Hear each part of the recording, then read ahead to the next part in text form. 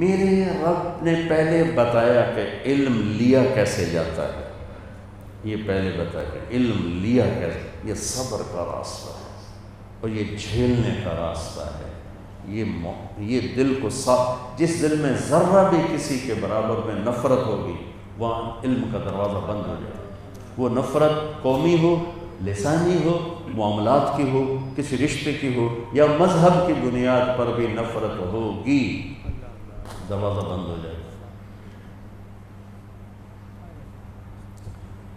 اللہ تعالیٰ نے تم سب لوگوں کو طبیب بنایا ہے، تمہارے پاس مریض آئے، تم اس سے کہو نہیں تو شراب پیتا ہے، میں تیرا علاج نہیں کروں گا، تو کتنا بڑا یہ گمراہی کا فیصلہ ہوگا۔ اللہ نے تمہیں حق کی روشنی دی ہے، جو بھٹکے ہوئے ہیں تم انہی سے ہی نفرت شروع کر دو، تو تم نے کیا پڑھا ہے؟ حق۔ جس کو اللہ نے حق کی دولت دی، اس کی پہلی نشانی ہے کہ وہ بے چین ہو جاتا ہے لوگوں کے لیے کہ ہائے اللہ، یہ ہدایت پہ کیسے، ہدایت پہ کیسے۔ تو جب اس طرح سے علم کا راستہ طے ہوتا ہے تو کیسا عالم تیار ہوتا ہے؟ اس کے پاس 9 صفتیں ہوتی ہیں، جس کو اللہ نے بتایا کہ اس کے پاس ڈگری تو کوئی نہیں ہوتی، سند بھی نہیں ہوتی، لیکن میں سند دے کے اس کو پاس کرتا ہوں کہ جو میرے بتائے طریقے پر علم کے راستے پہ چلتا ہے اس کے پاس 9 صفات ہوتی ہیں۔ 3 آیت چھوڑ کے ساتھ ہی آگے چلے جاؤ۔ أَفَمَنْ يَعْلَمُ أَنَّمَا أُنزِلَ إِلَيْكَ مِنْ رَبِّكَ الْحَقُّ كَمَنْ هُوَ أَعْمَى إِنَّمَا يَتَذَكَّرُ أُولُو الْأَلْبَابِ۔ اچھا، یہ تقابل عجیب، یہ ضدین کا تقابل نہیں، الظل والحرور، لا يستوي صحاب النار و صحاب الجنہ۔ یہاں ہے ما انزل الیک من ربک الحق کو جاننے والا اور اندھا برابر ہو سکتے ہیں، کوئی تقابل بنتا نہیں۔ ایک اندھا بھی بڑا عالم ہو سکتا ہے۔ بن باز رحمۃ اللہ علیہ کتنے بڑے علمی شخصیت تھے، میں نے ان کے فتاویٰ پڑھے، ایک فتویٰ حدیث کے بغیر، ایک فتویٰ، قرآن کی آیت حدیث پاک، قرآن کی آیت نبینا۔ تو یہاں یہ کیا ضد بنتی ہے کہ جو آسمان سے اترے علم کو جانتا ہے وہ ہے دیکھنے والا، اور جو نہیں جانتا وہ اندھا ہے، چاہے اس کی لاکھوں آنکھیں ہیں۔ وہ کون لوگ ہوتے ہیں؟ وہ کون سے نوجوان ہوتے ہیں، بڑے ہوتے ہیں؟ ان کی پہلی صفت الذین یوفون بعہد اللہ، وہ اللہ سے کیے گئے عہد و پیمان کو نبھاتے ہیں، وہ اللہ سے کیے گئے عہد و پیمان کو نبھاتے ہیں۔ یوفون بعہد اللہ، لا الہ الا اللہ، شمی گویم مسلمانم بلرزم کہ دانم مشکلات الہی لارا۔ ان کی پہلی نشانی کہ وہ اللہ کو پہچانتے ہیں اور وہ اللہ سے کیے گئے وعدے نبھاتے ہیں۔ ان کی دوسری نشانی وَلَا يَنْقُضُونَ الْمِيثَاقَ، وہ اللہ اور اللہ کے بندوں سے کیے گئے وعدے نہیں توڑتے، عہد و پیمان نہیں توڑتے۔ یہ ان کی اونچائی، بڑائی، اخلاق کی اعلیٰ چیز ہے۔ تیسری کیا ہے؟ وَالَّذِينَ يَصِلُونَ مَا أَمَرَ اللَّهُ بِهِ أَنْ يُوصَلَ۔ جتنا زور اللہ نے اس آیت میں وزن ڈالا ہے، اتنا آگے کسی صفت میں اتنا وزن نہیں ڈالا جتنا اس صفت میں وزن ڈالا ہے، ما امر اللہ بہ ان یوصل۔ حالانکہ اللہ نے امر کیا نماز، اللہ نے امر کیا صبر، اللہ نے امر کیا انفاق، یہاں صرف کہا ہے والذین یصلون ما امر اللہ بہ ان یوصل، جو ان کے ساتھ صحیح سلوک رکھتے ہیں، جن کے بارے میں اللہ نے کہا کہ سلوک رکھو۔ کون؟ رشتہ دار، جو ان رشتہ داروں کے ساتھ اچھا کرتے ہیں جن کے بارے میں اللہ نے کہا ان کے ساتھ اچھا کرو، وہ چاہے برا بھی کریں۔ پہلا جھگڑا دو سگے بھائیوں کا تھا اور انتہا قتل پہ پہنچی تھی، حابیل و قابیل۔ اسی میں یہ خاموش پیغام تھا کہ تمہیں اپنوں سے بڑے دکھ دیکھنے پڑے۔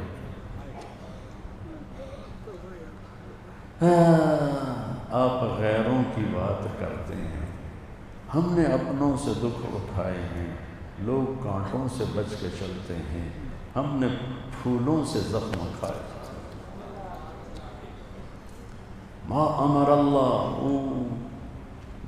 اللہ بہ ان یوصل، وہ سمجھنا ہے تو اپنے نبی کی سیرت پڑھو کہ کیسے معاف کر کے دکھایا۔ قریش چاند کے 2 ٹکڑے دیکھے، کلمہ نہیں پڑھا۔ کنکریوں کو تسبیح پڑھتے سنا، کلمہ نہیں پڑھا۔ انگلیوں سے پانی نکلتے دیکھا، کلمہ نہیں پڑھا۔ ایک دستی 40 آدمیوں کو کافی ہو گئی اور ایک بوٹی کم نہیں ہوئی، کلمہ نہیں پڑھا۔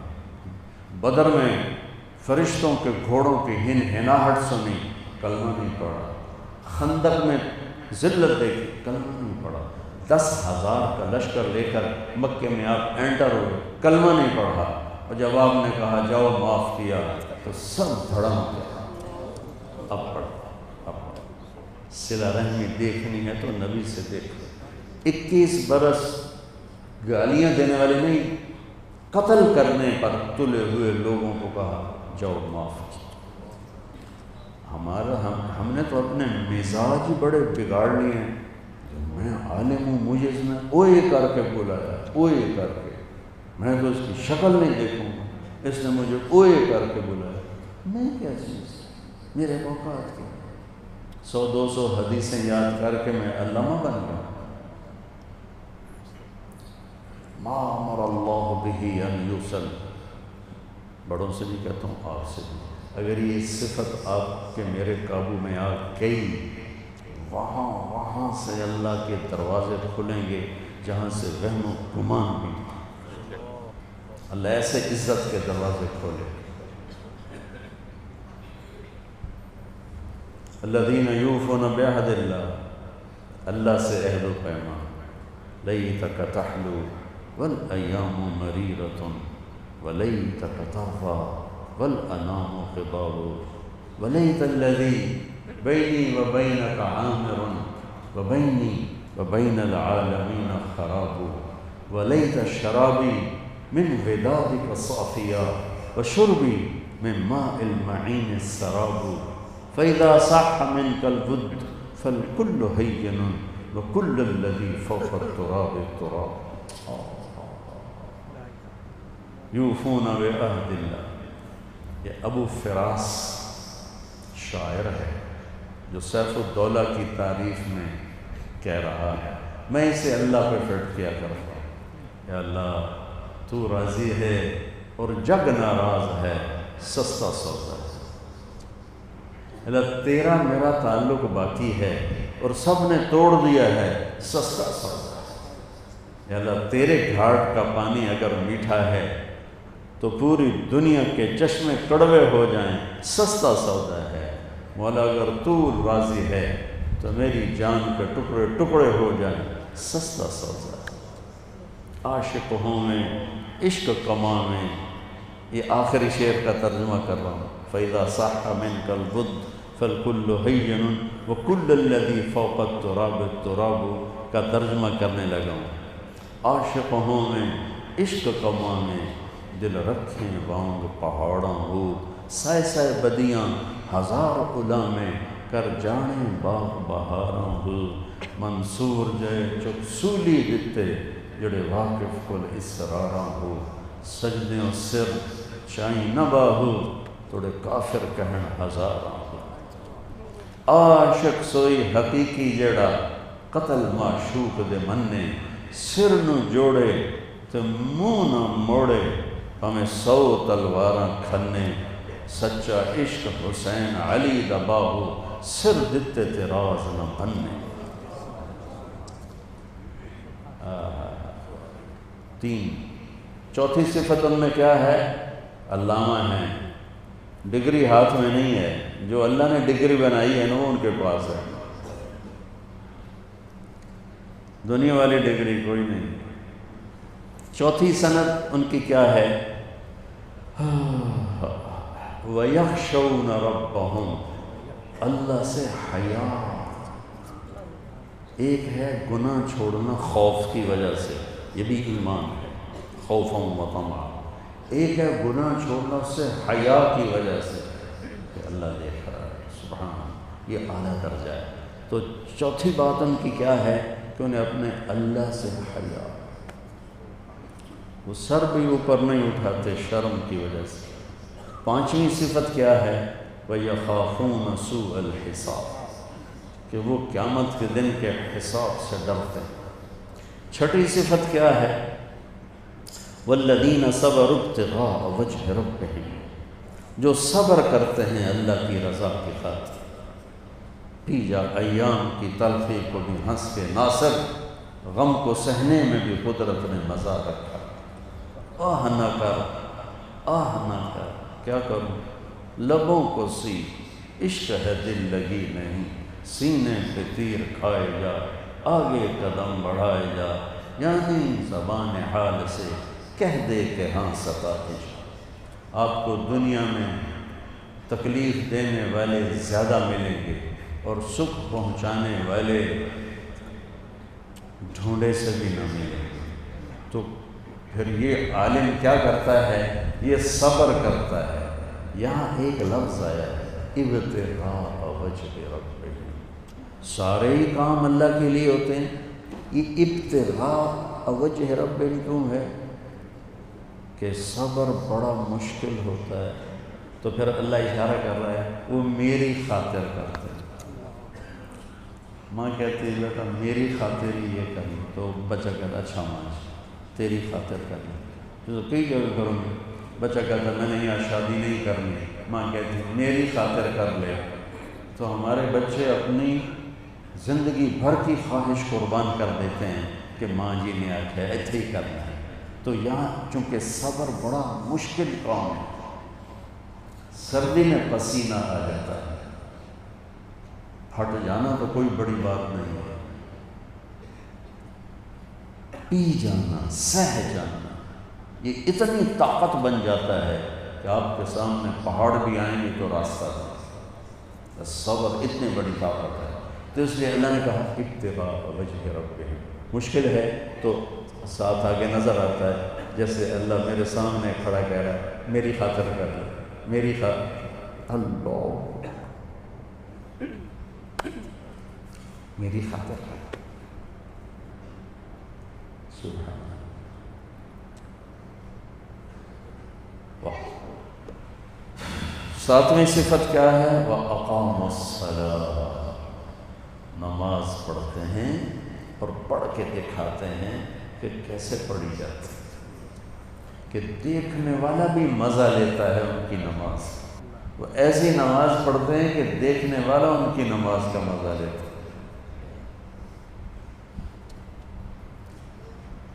مسجد میں اذان ہوتی ہے، باہر سے بہت سے لوگ نماز کے لیے آتے ہیں اور طلبہ بھی نماز میں ہوتے ہیں، پیچھے بیٹھ کے دیکھتا ہوں، صرف یہاں کی بات نہیں کر رہا ہوں، اپنے مدرسے کی بات بھی کر رہا ہوں، جہاں جہاں گیا ہوں سب جگہ کی بات کر رہا ہوں، تو مجھے طالب علم کی نماز اور دکاندار کی نماز میں کبھی کوئی فرق نظر نہیں آتا۔ پیچھے سے بیٹھ کے لگتا ہے دونوں ہی باہر سے آئے ہیں اور ان کو جلدی ہے واپس جانے کی، یہ جلدی جلدی نماز کو سر سے اتارا۔ تو اللہ نے ساتویں صفت بتائی، اقام الصلاۃ، اقام الصلاۃ، نماز پڑھتے۔ آٹھویں چیز کیا بتائی؟ وَأَنفَقُوا مِمَّا رَزَقْنَاهُمْ سِرًّا وَعَلَانِيَةً، اور میرے نام پہ خرچ کرتے ہیں کھل کے بھی چھپ کے۔